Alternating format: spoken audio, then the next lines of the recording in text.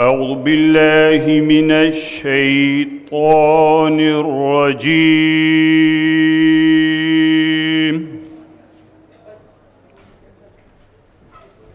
بسم الله الرحمن الرحيم.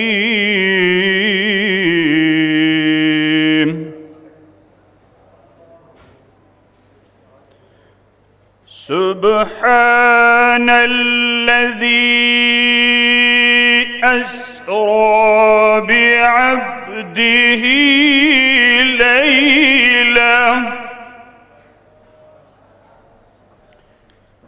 الذي أسرى بعبده ليلا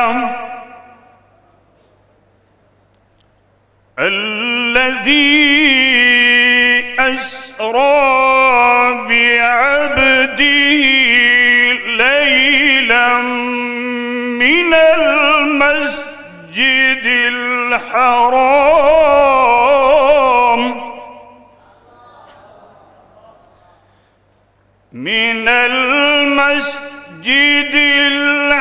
الحرام إلى المسجد الأقصى الذي باركنا حوله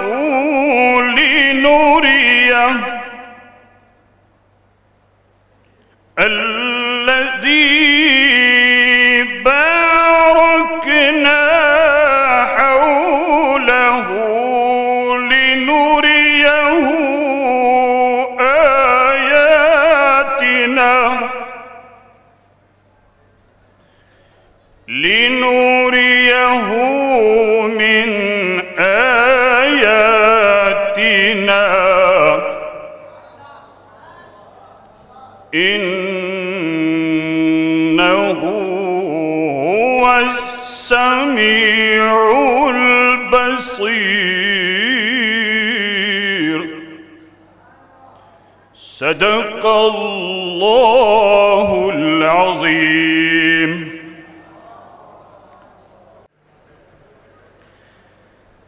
عشق نبی میں کیا بتلاؤں، کیا کیا میں نے پایا ہے. عشق نبی میں کیا بتلاؤں، کیا کیا میں نے پایا ہے. ان کا ثنا خواں کا بھکاری یہ ادنا کہلایا ہے. ان کا ثنا خواں کا بھکاری یہ ادنا کہلایا ہے. ان کا کرم ہے، ان کی عطا ہے. ادنا والا شاہ گدا جو پہنچا دربار نبی میں جھولیاں بھر کر لایا ہے. جو پہنچا دربار نبی میں جھولیاں بھر کر لایا ہے. کاش کسی دن ایسا بھی ہو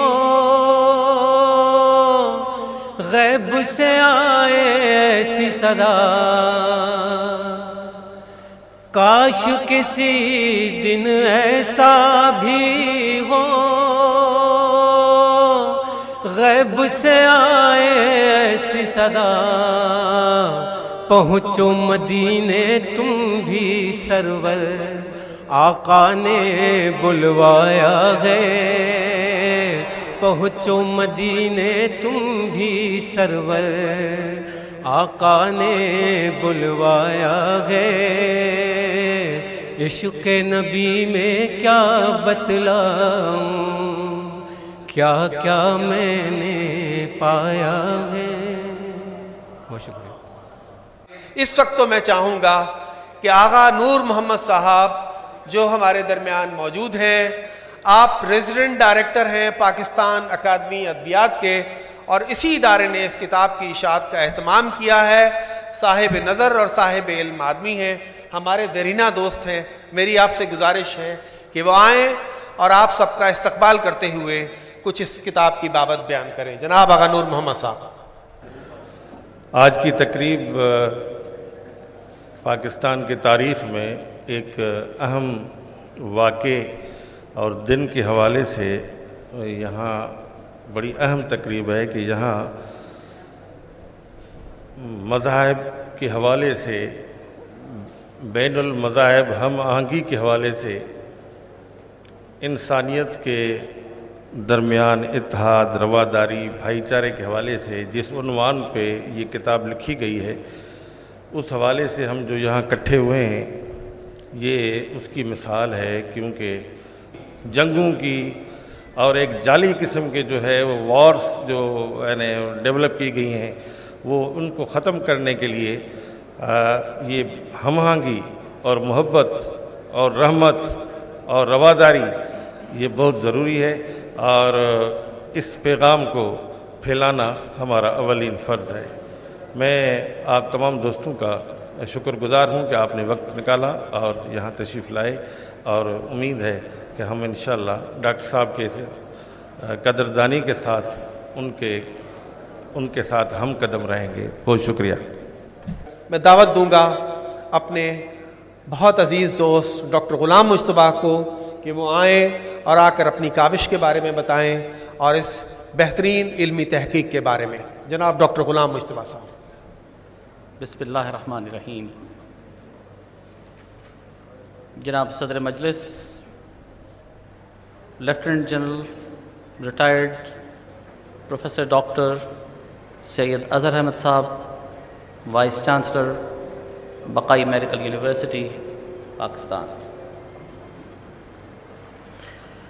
آج کے محتمم host director Pakistan academy of letters, cabinet division government of Pakistan, اور میرے بڑے پرانے 40 سال پرانے ساتھی اور عزیز دوست جناب آغا نور Muhammad Pathan sahib, bishop of Pakistan, the chairperson of the united churches of Pakistan, right reverend Nazir Alam صاحب،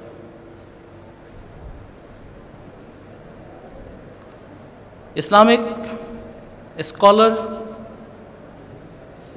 جنہوں نے کئی کتابیں لکھیں، کئی مضامین پہ اپنی تقاریر کیں، کئی جلسوں کو خطاب کرتے رہے، کئی ٹی وی پروگرامز میں آتے رہے اور بڑی تحقیق کی۔ میں انہیں یقیناً شیعہ اسکالر نہیں کہوں گا، کیونکہ میری نظر میں نہ کوئی شیعہ ہے اور نہ کوئی سنی، ہم مسلمان ہیں۔ اسلامک اسکالر شبیر رضا واسطی صاحب، پھر ہمارے بڑے مشہور عالم دین جو ہماری محفل میں یہاں پر ہیں اور جنہوں نے مجھے انسپائر کیا اس کتاب کو لکھنے کے لیے، مفتی عبدالعلیم صاحب،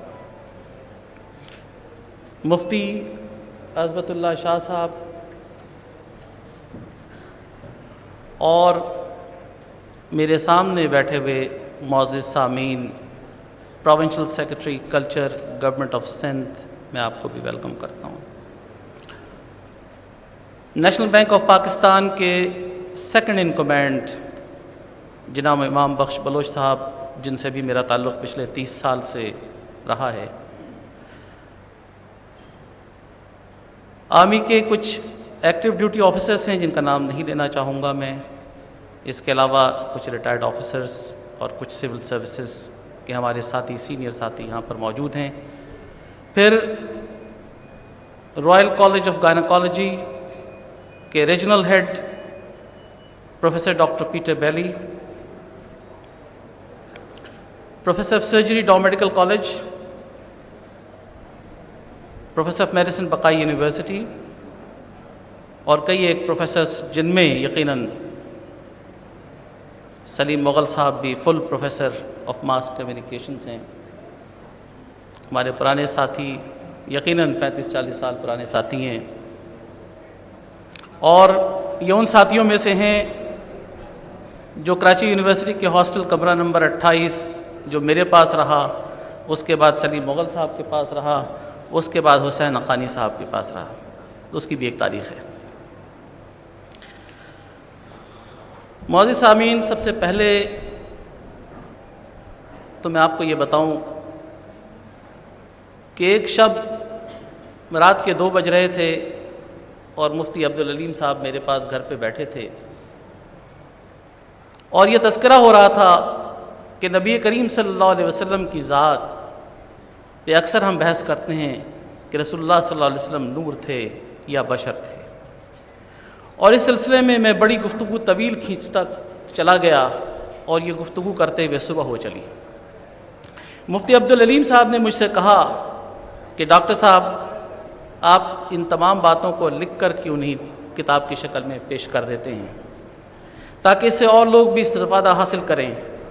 اور چنانچہ یہ وہ دن تھا جس نے مجھے انسپائر کیا کہ میں سب سے پہلی کتاب معراج کے واقعے پر لکھوں، اور آپ کے علم میں یہ بھی لاؤں کہ ایک دوسری کتاب بھی اسوہ حسنہ پہ اور رسول اللہ صلی اللہ علیہ وسلم کے میریکلز پہ میں نے لکھ دی ہے، جو آئندہ 1-1.5 مہینے کے اندر پبلش ہوگی۔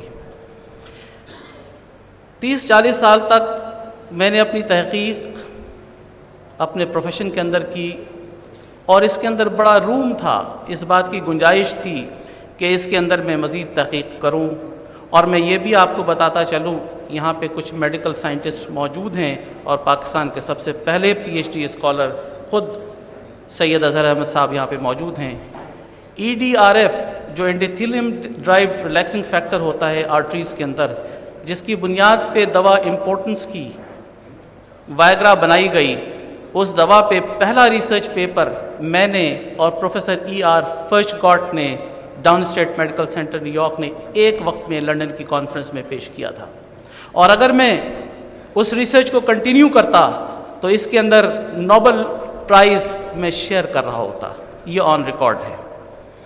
لیکن میں نے اس سے ہٹ کے اس بات کی ضرورت محسوس کی کہ جتنی طاقتیں ماس میڈیا کیمپین کے اندر عالمی سطح پر مذاہب کا ایک جھگڑا کھڑا کرنا چاہتی ہیں اور بدنام کرنا چاہتی ہیں بالخصوص اسلام کو، اس میں اس بات کی ضرورت ہے کہ ہمارے سائنٹسٹ جن کو اسلام کا بھی علم ہو، جن کو مذہب کا بھی علم ہو، وہ اسلام کو ماڈرن سائنس کے تحت کولیبریٹ کریں اور دنیا کو یہ بتانے کی کوشش کریں کہ اسلام وہ مذہب نہیں ہے جس کو ماس میڈیا اپنی کیمپین کے اندر دنیا کے اندر پیش کر رہی ہے۔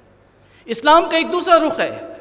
اسلام نے 700 سال تک مشرقی یورپ کی حکمرانی کی، اسلام نے الجبرا دیا، اسلام نے کیمیا دیا، اسلام نے سائنس کی بنیادی چیزوں کو اسلام نے پیش کیا، اور یہ کیسے ہو سکتا ہے کہ اسلام کی ایک غلط شکل کو پیش کیا جائے؟ میں سمجھتا ہوں کہ ہم جیسے سائنس کے طالب علموں کو اس بات کی کوشش کرنی چاہیے، اور عالم اس دنیا کے اندر ان لوگوں کو یہ جواب دینا چاہیے کہ اسلام میں پیدا کرنے والے ہمارے اسکالرز موجود ہیں جو اس بات کا جواب دے سکیں کہ صرف ہماری فیتھ کی بنیاد کسی ایسے ریلیجن کی نہیں ہے جس ریلیجن کو آپ ضعیف سمجھتے ہیں۔ ہمارا ریلیجن وہ مضبوط ریلیجن ہے جو آدم علیہ السلام سے شروع ہوا، یہ وہ ریلیجن کا تسلسل ہے جو اس کے بعد ابراہیم علیہ السلام پہ آیا، اور اس کے بعد یہ مذہب ابراہیم علیہ السلام کے بعد موسیٰ علیہ السلام، اور پھر عیسیٰ علیہ السلام، اور پھر محمد رسول اللہ صلی اللہ علیہ وسلم پہ آ کے ختم ہوا۔ اسلام اس تسلسل کا نام ہے، اور اسلام وہ مذہب ہے کہ جب طائف کی وادیوں کے اندر نبی کریم صلی اللہ علیہ وسلم کو لہو لہان کیا جا رہا تھا، اور جبرائیل علیہ السلام نمودار ہوئے اور انہوں نے کہا کہ ان دونوں وادیوں کے گرد ہم ان لوگوں کو ختم کر دیتے ہیں، لیکن میرے رسول نے اس کا جواب اس شکل میں نہیں دیا۔ انہوں نے کہا کہ اس کے بعد آنے والی نسل مسلمان ہوگی، اور ہم دور کی نظر سے دیکھیں گے کہ ہمارا ویژن کیا ہے۔ اسلام ایک بڑے ویژن کو پیش کرتا ہے اور اس ویژن کو سمجھنے کے لیے ایک بڑی وزڈم چاہیے کہ آج کے اس دور میں جب ہر طرف ظلم اور بربریت ہو رہی ہو، جس وقت انسان یہ پکار رہا ہو کہ ہمیں اس ظلم اور بربریت سے کوئی نکالنے والا، نجات دہندہ ہو، کوئی مسیحا ہو جو اس دنیا میں آ کر ہمیں اس بربریت سے نکال سکے، ہم اس کی تلاش میں ہیں۔ اور شبیر رضا واسطی صاحب نے یہ کتاب لکھی کہ ہمیں اس وقت امام زمانہ کی ضرورت ہے۔ حقانیت و صداقت، تعظیم و تکریم، عزت و احترام، رحم و کرم، عفو و درگزر، ان تمام خوبیوں کا یکجا ہو جانا ہمارے رسول کریم صلی اللہ علیہ وسلم کا کردار تھا۔ اور مجھے بڑے افسوس کے ساتھ جب میں کتابوں کا مطالعہ کرتا ہوں اور جب میں ایک سائنس کے اسٹوڈنٹ کی حیثیت سے دیکھتا ہوں تو میں یہ دیکھتا ہوں کہ ہمارے بڑے بڑے اسکالرز، جن میں مرحوم سر سید احمد خان بھی شامل ہیں، اپنی تفسیر کے اندر یہ لکھتے ہیں کہ واقع معراج فزیکل ایکچویلٹی نہیں تھی، واقع معراج روحانی سفر تھا، اس لیے کہ اب نبی کریم صلی اللہ علیہ وسلم بیت اللہ شریف سے بیت المقدس گئے اور بیت المقدس میں نماز پڑھائی اور ساتویں آسمان تک اٹھا لیے گئے، اور اس کے بعد جہاں پر جبرائیل علیہ السلام کے پر جلا کرتے تھے وہاں سے سدرۃ المنتہا پر پہنچے، اور یہ سارا سلسلہ سفر کا چند منٹس کے اندر پورا ہو گیا اور نبی کریم صلی اللہ علیہ وسلم واپس آ گئے۔ کہ جب رسول اللہ صلی اللہ علیہ وسلم نے کہا کہ میں بیت اللہ سے بیت المقدس اور بیت المقدس سے آسمانوں پہ اٹھایا گیا، تو بڑے بڑے ریبائز اور بڑے بڑے پادری سامنے کھڑے ہو گئے اور انہوں نے ایک دوسرے کو یوں دیکھ کر کہا کہ آئیے اب ان سے سوال کرتے ہیں اور ان کو ہم پھنساتے ہیں۔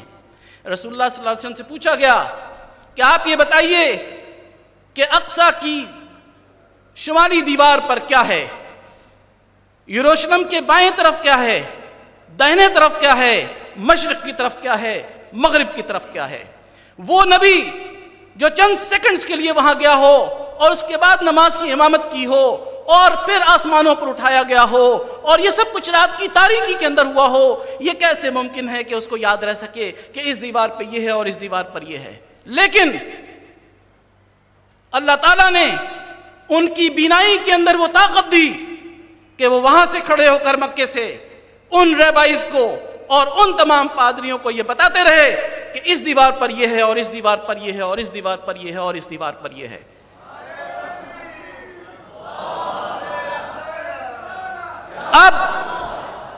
اب معزز سامعین، بات یہ ہے کہ واقع معراج کیسے پیش آیا۔ یہ سارا سفر چند سیکنڈز اور چند منٹ کے اندر، مجھے یہاں سے وہاں تک جانے کے لیے 1.5 منٹ لگ جائے گا۔ نبی کریم صلی اللہ علیہ وسلم آسمانوں پہ چلے گئے، آسمانوں سے واپس آ گئے اور یہ سارا سفر چند لمحوں کے اندر ہو گیا، کیسے ممکن ہے؟ آئیے میں آپ کو بتاتا ہوں۔ وَمَا أَرْسَلْنَاكَ إِلَّا رَحْمَةً لِّلْعَالَمِينَ، ہم نے رسول اللہ صلی اللہ علیہ وسلم کو عالمین، دنیاؤں کے لیے رحمت بنا کر بھیجا ہے۔ اس کرۂ ارض کے لیے نہیں، اس طرح کے تمام کائنات کے اندر پانے والی چیزیں سب کے لیے، ساری مخلوقات کے لیے، سارے جہانوں کے لیے ہم نے رحمت للعالمین بنا کر بھیجا ہے۔ تمام اس کائنات میں بسنے والے ہر شے کے لیے رحمت میرے نبی کو بنایا گیا۔ خدا را میرے نبی کو رحمت للمسلمین نہ بنائیے، میرا نبی رحمت للعالمین ہے۔ اور آج کی اس گفتگو کی بنیاد میں اس رحمت للعالمین پہ کر رہا ہوں، تو اس بات کا خیال رکھیے کہ ہم تمام مذاہب کو اپنے اندر سمیٹنے کو تیار ہیں۔ ہم تمام مذاہب کو دعوت دیتے ہیں اپنے نبی کریم صلی اللہ علیہ وسلم کے پیغام کو، ہم انہیں دعوت دیتے ہیں کہ ہمارے اس پیغام کو آپ سمجھنے کی کوشش کیجئے، اس کے اندر بڑی وسعت ہے۔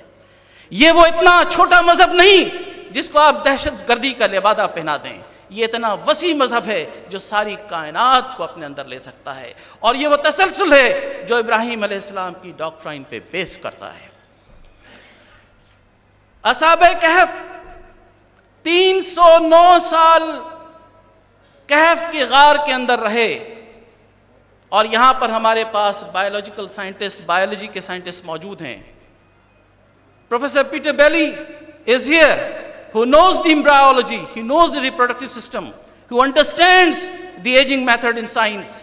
309 years تک اصحاب کہف غار میں رہے، اور جب غار سے باہر نکلے تو ان کی عمر کے اندر کوئی ایجنگ نہیں ہوئی. ایسا کیسے ہو سکتا ہے؟ اس طرح ہو سکتا ہے کہ اس گھڑی کو جس کے اندر بیٹری ڈلی ہوئی ہے، میں بیٹری کو نکال دوں. اس وقت 9:15 ہوئے ہیں، اور 309 سال کے بعد دوبارہ بیٹری کو ڈال دوں، ٹائم 9:15 سے دوبارہ اسٹارٹ ہونا شروع ہو جائے گی. چنانچہ میرے نبی کے لیے، محمد رسول اللہ صلی اللہ علیہ وسلم کے لیے، اس عرض کی گھڑی سے بیٹری نکال دی گئی تھی، اور رسول اللہ صلی اللہ علیہ وسلم کے سفر کا آغاز ہوا. جب وہ سفر سے واپس آئے، اس بیٹری کو دوبارہ ڈال دیا گیا. یہ سائنس کی وہ انٹرپریٹیشن ہے جس میں کسی قسم کی مزید انٹرپریٹیشن کی ضرورت نہیں ہے. نیو یارک کا بڑا مشہور بزنس مین، اکثر ٹی وی پہ بھی آپ نام سنیں گے، لیڈرمین، مجھ سے کہنے لگا کہ میں جب بھی تمہارے گھر پہ آتا ہوں تو تمہاری بیگم قرآن کریم کی تلاوت کر رہی ہوتی ہیں. میں سینٹ کروائے ورجن آئلینڈز جاتا ہوں تو اکثر ننس کو میں دیکھتا ہوں کہ وہ بائبل پڑھ رہی ہوتی ہیں. کیا تمہارا خدا جو ایک ہے وہ اتنے انسانوں کی دعاؤں کو ایک وقت میں سن رہا ہوتا ہے؟ الحمدللہ ہمارے بڑے علماء کرام یہاں پر بیٹھے ہیں، اور دارالحفاظ کے اکثر حافظین یہاں پر بیٹھے ہیں.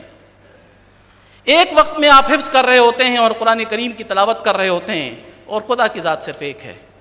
آپ سب کی باتیں وہ کیسے سن رہا ہوتا ہے؟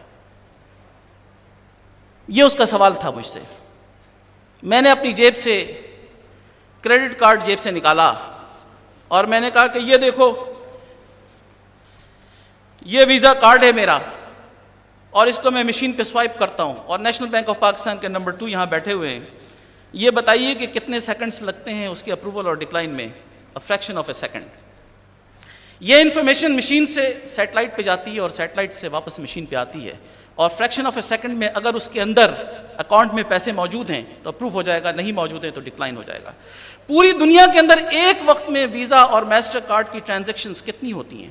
چین، برطانیہ، امریکہ، ساؤتھ امریکہ، جرمنی، فرانس، لاکھوں transactions at a fraction of a second. And responses by one terminal, visa terminal in the world at one time in a fraction of a second. How can that happen? اگر man made chip یہ respond کر سکتی ہے fraction of a second میں لاکھوں transactions کو، تو میرے خدا کی wisdom وہاں پہ شروع ہوتی ہے جہاں پہ میری wisdom ختم ہوتی ہے. اللہ تعالیٰ کائنات کی ہر چھوٹی سے چھوٹی چیز کا بھی جواب دیتا ہے اور اس کی دعاؤں کو سنتا ہے. میرے یہودی دوست نے کہا کہ اس کا جواب میرے ریبائز نہیں دے سکے جو جواب آپ نے دیا. اب آئیے کہ علوم سائنس اور قرآن کریم. علوم سائنس اور قرآن کریم کے اندر ایک بات بڑی غور طلب ہے. اسلام دین فطرت ہے. علامہ صاحب نے بھی اپنے پروگرام میں بڑا بڑا لکھ کر لگایا ہوا تھا، اسلام دین فطرت ہے. اور سارے مسلمانوں کا بلیف، اور میرا خیال ہے تمام اہل کتاب کا بلیف یہ ہے کہ مذہب ہمارا، یقیناً ہمارے کرسچن اسکالرس اسلام کو اپنا پارٹ شاید نہیں سمجھتے ہوں گے، لیکن ہم اسلام کا پارٹ اس پوری کنٹینیوشن کو سمجھتے ہیں. اسلام دین فطرت ہے، اور فطرت کا کوئی بھی قانون ڈیوائن لا ہے، اللہ نے بنایا ہے. تو جو چیز اللہ نے بنائی ہے وہ پرفیکشن پہ ہوگی. تو وہ چیز جو دین فطرت ہے وہ اللہ کے ڈیوائن لاز کی سے ویری نہیں کر سکتی ہے. چنانچہ اللہ تعالیٰ نے قرآن کریم میں کہا کہ اس دنیا میں سب سے پہلا انسان ہم نے آدم کو بنایا. یہی بات اللہ تعالیٰ نے انجیل میں کہی، یہی بات اللہ تعالیٰ نے تورات میں کہی. میں امریکہ میں تھا اور نیو یارک ٹائمز کے اندر ایک خبر چھپی کہ انڈونیشیا کے اندر ایک شہر میں ایکسکیویشن کے دوران 20 لاکھ سال پرانے ہیومن فاسلز یعنی ہڈیاں دریافت کی گئیں. انسان کی.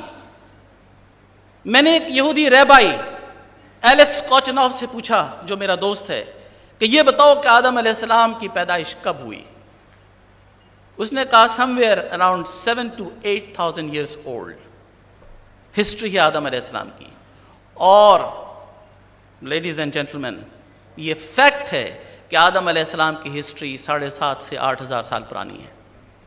آدم علیہ السلام کو اللہ تعالیٰ نے پہلا انسان بنا کر بھیجا اور ہیومن فوسلز جو انڈونیشیا میں دریافت ہوئے وہ 20 لاکھ سال پرانے تھے.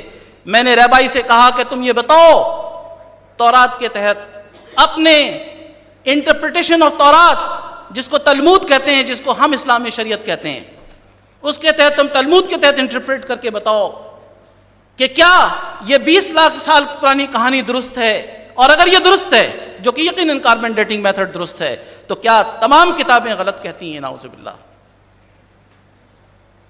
ہمارے اس ریبائی اسکالر کو اس کا جواب نہیں پتا تھا. میں آپ کو بتاتا ہوں، اور یہ ہمارے ان تمام اسلامک اسکالرز کو یہ بات سمجھنی چاہیے. ہمیں اس پہ بڑے ورک کرنے کی ضرورت ہے.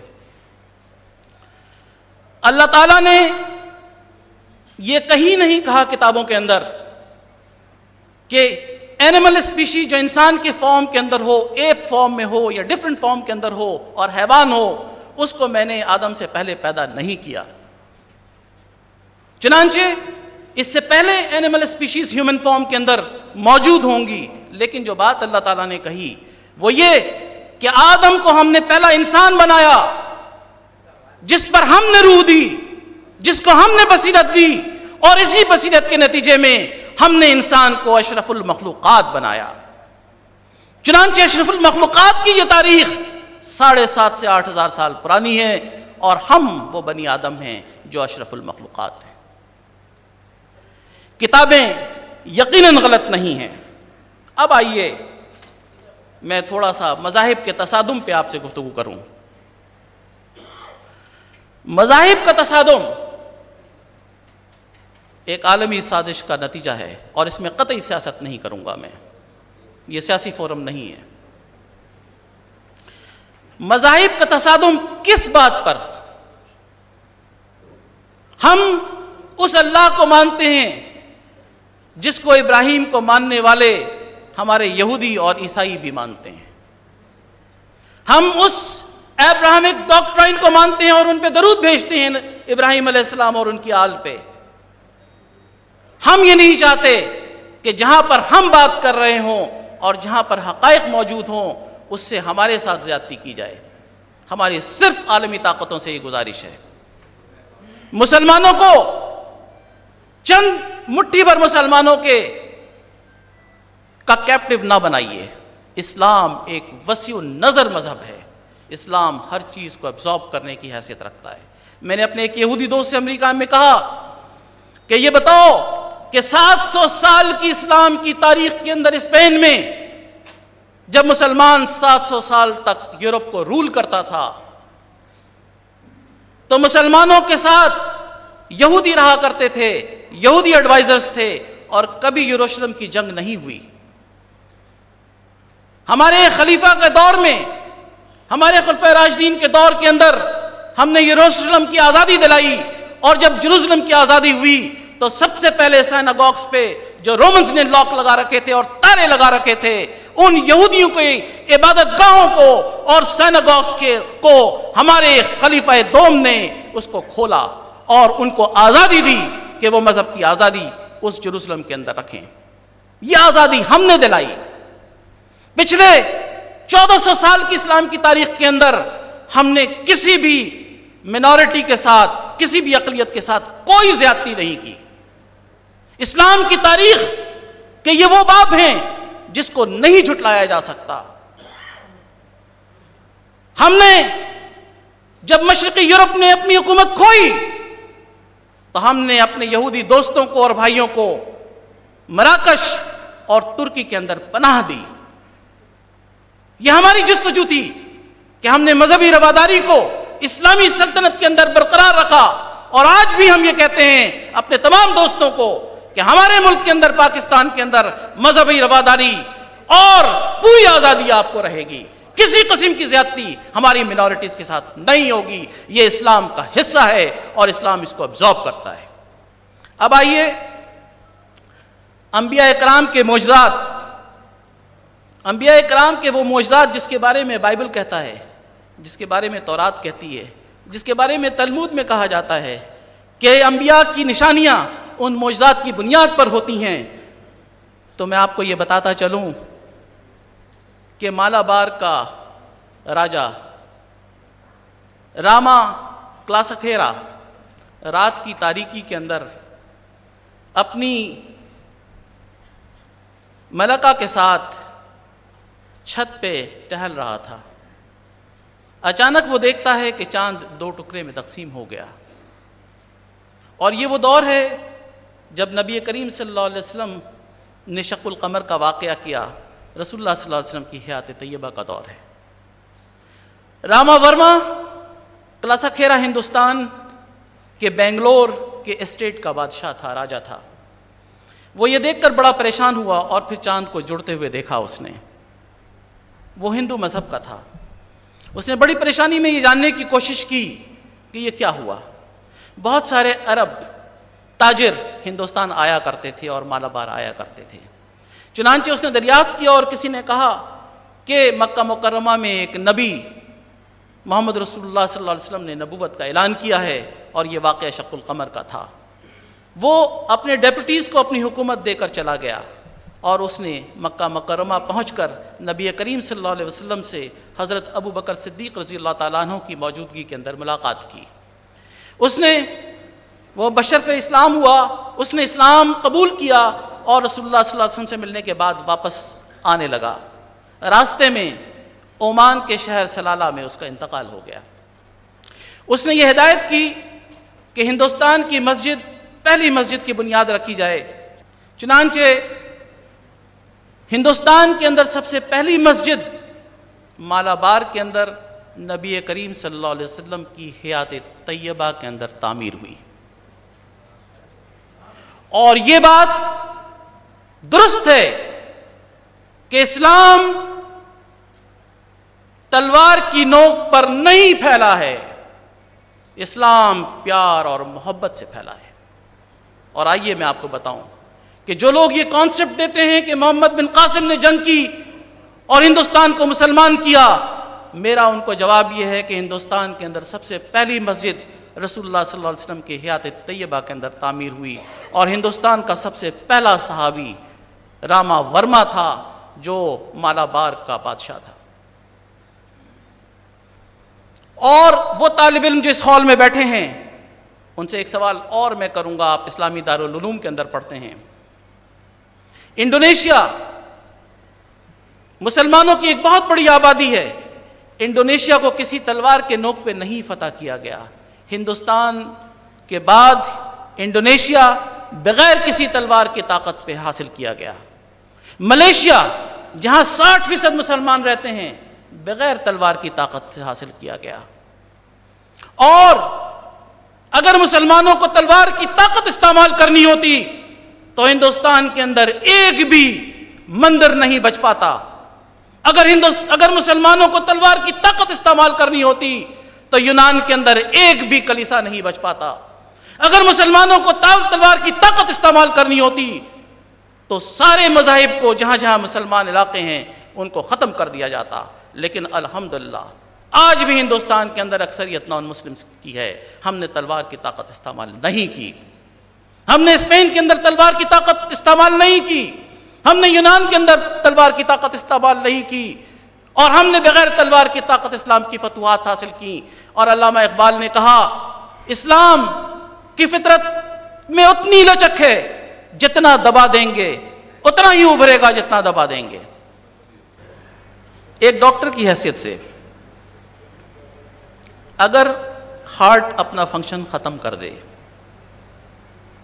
یا فیبریلیشن ہو جائے اس صورت میں پیس میکرز کو ہارٹ میں انسٹال کیا جاتا ہے. ایک چھوٹی سی بیٹری ہوتی ہے وہ اس کی پمپنگ کو رکھتی ہے اور پیس میکر ہارٹ کے فنکشن کو مینٹین رکھتا ہے. نبی کریم صلی اللہ علیہ وسلم امی تھے. وہ انسان سرور کائنات جب غار حرا پہ جبرائیل علیہ السلام آتے ہیں اور سینے کو چاک کرتے ہیں اور وہ جب دنیا کے سامنے پیش ہوتا ہے تو دنیا کا سارا علم اس کے پاس آ جاتا ہے۔ سینے کو چاک ایک سرجن اس لیے کرتا ہے کہ یا تو کوئی چیز جو خراب ہے اس کو نکال دے اور نئی چیز کو ڈال دے، کسی پیتھولوجیکل کنڈیشن کو کریکٹ کرے، اس کو صحیح کرے۔ نبی کریم صلی اللہ علیہ وسلم کے سینے کا چاک جبرائیل علیہ السلام نے، اگر اس کو آپ پیس میکر کہنا چاہیں تو وہ پیس میکر ڈالا جس سے دنیا کے سارے علوم ان کے پاس آ گئے اور وہ چپ لگ گیا جس کے بعد کائنات کی ہر چیز کا انہیں علم تھا۔ اور سائنس آج اس بات کی تجدید کرتی ہے کہ ایسے چپس ڈالے جا سکتے ہیں جو فنکشنز کو بڑھا سکتے ہیں۔ The very concept on the book is to corroborate the religion Islam with the modern day science. اور اس بات کی ضرورت ہے کہ ہمارے تمام سائنسدان یہ کوشش کریں کہ اسلام کو کوریبریٹ کریں ماڈرن سائنس سے اور یہ بتائیں کہ ماڈرن سائنس کی بنیاد اسلام ہے۔ اور وہ کس طرح؟ میں آپ کو ایک چھوٹی سی مثال دوں۔ پروفیسر پیٹر بیلی ہیومن ریپروڈکشن کے اندر، گائنیکالوجی کے اندر ایکسپرٹ ہیں۔ ایمبرائیولوجی کی جو ٹیکسٹ بک آئی کیتھ مور نے لکھی، پروفیسر ڈاکٹر کیتھ مور نے، اس کے اندر ہیومن ڈیولپمنٹ جو فیٹس کے اندر ہوتا ہے اس کے 3 ٹرائمیسٹرز کو ڈیفائن کیا۔ کیسے کیا؟ آج کل ultra sound methods, X ray methods, سارے میتھڈز موجود ہیں کہ انسانی جسم کے اندر کیا تبدیلی آ رہی ہے وہ کیمرے پہ آ جاتی ہے۔ لیکن 1400 سال پہلے قرآن کریم نے انسانی embryological developments of 3 trimesters were very well defined in the Quran. Quran نے وہ تمام ڈیفائن کیا اور اس کو کیتھ مور نے اپنی کتاب میں لکھا کہ ہمیں یہ سمجھ میں نہیں آتا کہ قرآن کریم کے پاس یہ نالج آج سے 1400 سال پہلے تھا جو آج الٹرا ساؤنڈ اور سارے میتھڈز کے پاس ہمارے پاس آیا ہے۔ تو قرآن کریم کی صداقت کی سب سے بڑی دلیل یہ ہے کہ قرآن کریم کے اندر جو سائنٹیفک اپروچ اپنایا گیا ہے اس کے اندر ایک ایرر دکھا دیجئے اور یہ کہیے کہ یہ ایرر ہے ڈاکٹر صاحب، میں اپنا مذہب بدلنے کو تیار ہوں۔ قرآن کریم فلالیس، ایررلیس، اس کے اندر ایک بھی خامی 1400 سال کے بعد اور اس کے بعد بھی 1400 سال کے بعد آپ نہیں نکال کر دے سکتے۔ اس کا نام قرآن کریم ہے اور اسی کے لیے یہ اللہ کی بھیجی ہوئی آخری کتاب ہے۔ میں تمام معززین سے اس بات کی گزارش کروں گا کہ اس وقت کی اہم ضرورت یہ ہے کہ ہم بین المذاہب ہم آہنگی رکھیں اور سب کو لے کر چلیں۔ اسلام محبت اور ایثار کا مذہب ہے۔ انڈونیشیا اسی وجہ سے مسلمان ہوا، ملیشیا اسی وجہ سے مسلمان ہوا، اور ہمیں ان مثالوں کو سامنے رکھتے ہوئے اسلام اور اللہ کے دین کی خدمت کرنی ہے۔ اور وہ لوگ جو ہمارے دوسرے مذاہب سے ہماری اس تقریب میں تشریف لائے ہیں انہوں نے بڑی وسعت قلب کا ثبوت دیا ہے اور میں ان کو بڑا ہول ہارٹڈلی تمام آڈینس کے بہاف پہ ویلکم کرتا ہوں اور آپ کو انکریج کرتا ہوں کہ آپ ان ڈائلاگس میں ہمارے ساتھ شریک رہیں۔ اس سے اچھے ہی نتائج نمودار ہوں گے، کبھی اس سے نقصان نہیں ہوگا۔ And I welcome all the audience. Thank you very much. بظاہر یوں نہیں لگتا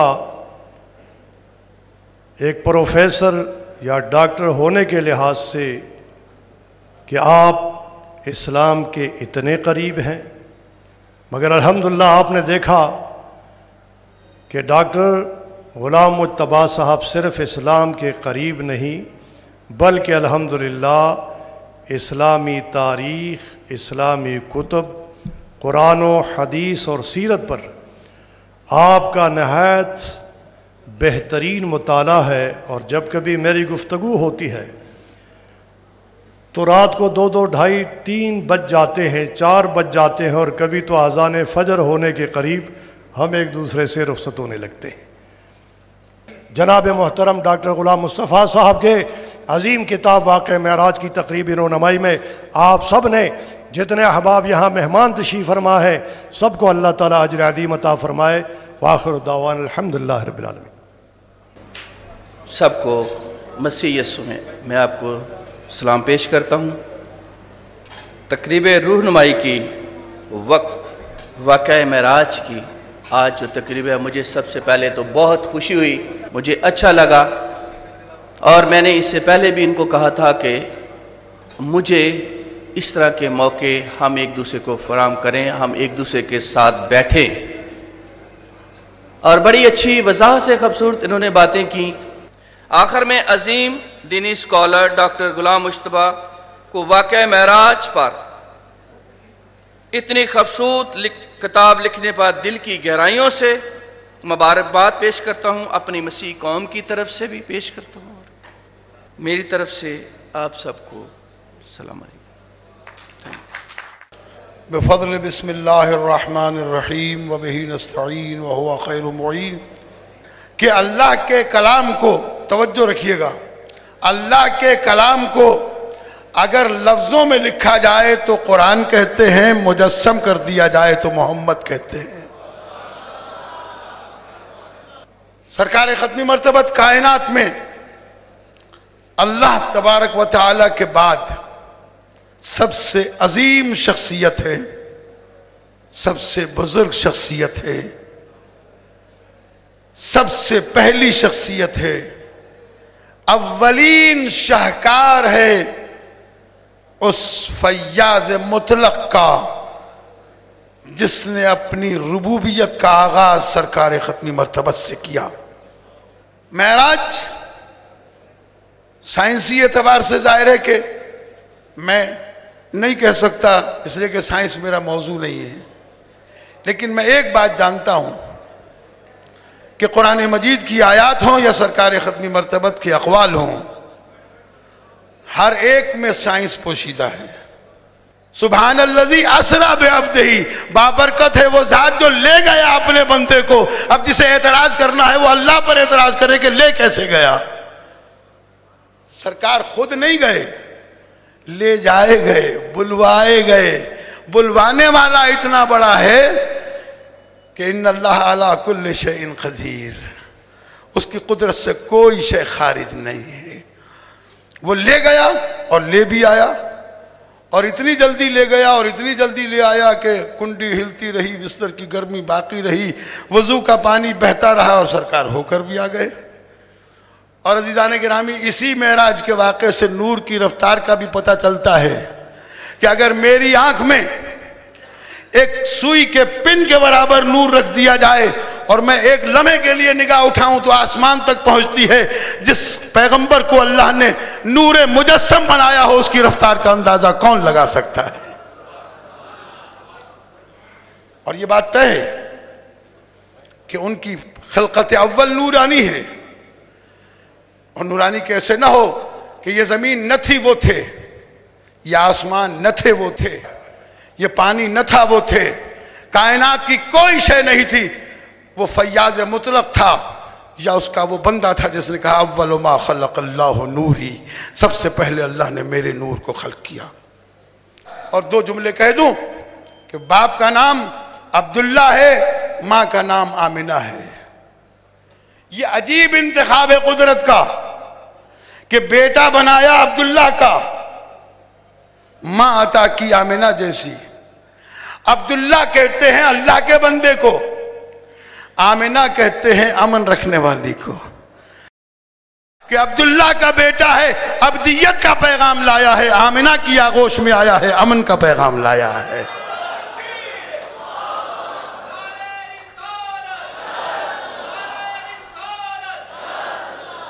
واقعہ معراج پر پیغمبر نے فخر کیا کہ میری زندگی کا سب سے بڑا واقعہ عروج ہے. اور اس عروج پر جب پیغمبر اللہ سے مخاطب ہوئے اور اللہ اپنے بندے سے مخاطب ہوا تو اللہ نے اپنے حبیب سے کہا کہ میرے مہمان بنے ہو تو مانگو، کیا مانگنا چاہتے ہو. اب کیا نہیں دیا تھا اس نے جو پیغمبر مانگ لیتے؟ کیا نہیں دیا تھا؟ رحمت للعالمین بنا کر بھیجا، عالمین کے لیے رحمت. اور اس جملے کو میں तशना छोड़ दूं, मुझे अच्छा नहीं लगता। मेरे सामने इतने सारे तलबा बैठे हुए हैं और आप हजरात की तवज्जो है कि वमा अरसलना का इल्ला रहमतल लिल आलमीन। रहमत का मतलब क्या है? अल्लामा फखरुद्दीन राजी अपनी तफसीर कबीर में लिखते हैं कि रहमत के माना है ईजाउल हाजात व हल्लुल मुश्किलात। रहमत के माने है मुश्किल कुशाई करने वाला, हाजत रवाई करने वाला। अल्लाह ने बताया सारी मखलूक को रिज्क मैं अल्लाह देता हूं, सारी कायनात का मुश्किल कुशा और हाजत रवा मैंने अपने हबीब को बनाकर भेजा है। और यही कलिमात अल्लाह ने कहा मांगो क्या मांगना चाहते हो, ना मांगे तो तौहीन है अल्लाह की, मांगे तो मांगे क्या। कहने लगा माबूद तूने रसूल कहा, नबी कहा, यासीन कहा, ताहा कहा, सब कुछ कह दिया, आज मुझे बराह रास्त अपना बंदा कहते। अल्लाह ने आयत नाजिल की सुब्हानल्लज़ी असरा बिअब्दिही लैलन मिनल मस्जिदिल हराम। अल्लाह ले गया न मोहम्मद को, न रसूल को, न नबी को, न ताहा को, न यासीन को। किसे ले गया? अपने बंदे को ले गया। गवाही दिलवाई अशहदु अल्ला इलाहा इल्लल्लाह वहदहु ला शरीक लहु व अशहदु अन्न मुहम्मदन अब्दुहु व रसूलुहु। पहले अब्द कहो फिर रसूल कहो, इसलिए कि अब्दियत ही बुलंदी है। अल्लाह सुब्हानहु व तआला की बारगाह में दुआ गो हूँ कि वो डॉक्टर साहब गुलाम मुश्तबा साहब की तौफीक़ात खैर में इजाफा फरमाए। मैं अपनी ज़िंदगी में कभी भी कोई पढ़ा लिखा शख्स मिल जाए जो एक मरतबा मोहब्बत से बुलाए और मोहब्बत करे तो मैं सारी ज़िंदगी भी उसके साथ गुजारना चाहता हूँ, सिर्फ इसलिए कि अगर इल्म जमा होगा तो दो जुमले कह के ख़त्म कर दूँ। इल्म मुश्किल कुशाई करता है, जिहालत मुश्किलें ईजाद करती है। अस्सलामु अलैकुम व रहमतुल्लाहि व बरकातुहू। कि दुनिया में इल्म दो है, इल्मुल अदियान व इल्मुल अब्दान। तो मेरा दोनों से थोड़ा थोड़ा ताल्लुक है। कुरान भी पढ़ता हूँ, कुरान की मानी भी पढ़ता हूँ, और मेराज के मुतल्लिक तो इतनी बातें आपने सुन ली है, मेरे पास भी बहुत कुछ मसाला था, लेकिन मैं समझता हूँ कि यह वक्त मौजू नहीं है। इस्लाम का जो सबसे बड़ा मकसद है कि इंसान के जहन में हर आदमी को उसके समझ के मुताबिक अल्लाह का पैगाम पहुँच जाए। अल्लाह क्या है, क्या कर सकता है, हमारे लिए क्या करेगा, हमें इस दुनिया में लाया है, हमें क्या करेगा, हमें दूसरी दुनिया में ले जाएगा, मैं क्या करूं कि दूसरी दुनिया में आराम से रहूं। ये हमारा पहला फर्ज आता है, और उसकी रहबरी के लिए रसूल सल्लल्लाहु अलैहि वसल्लम को भेजा। तो ये दो ऐसे फ़राइज़ हैं हमारे सामने कि हमें समझना चाहिए कि अल्लाह ताला क्या है, हमसे क्या तवक्का रखता है। हक़ परस्तों की अगर कि तूने दिल जोई नहीं, ताना देंगे बुत कि मुस्लिम का खुदा कोई नहीं। वस्सलाम। अस्सलातु वस्सलामु अला सय्यिदिल मुरसलीन सय्यिदना मुहम्मद सल्लल्लाहु अलैहि वसल्लम व अला आलिहि व सहबिहि अजमाइन। या अल्लाह जल्ल जाहू, हम सब का यहाँ आना रब्बे करीम जल्ल जाहू तेरे महबूब करीम सल्लल्लाहु अलैहि वसल्लम का के ज़िक्र और जो अज़ीम अज़मत वाली किताब वाक़या मेराज, या अल्लाह उसकी तकरीब रुनमाई इसमें शरीक हुए। या अल्लाह हम सब का आना जाना कबूल फरमा। तो सल्लल्लाहु तआला अला खैर खल्क़ि सय्यदना व नबीना मुहम्मद व आलिहि व अस्हाबिहि अजमाइन। ये बोले मलाइक इसकी पुरसिश कौन करे।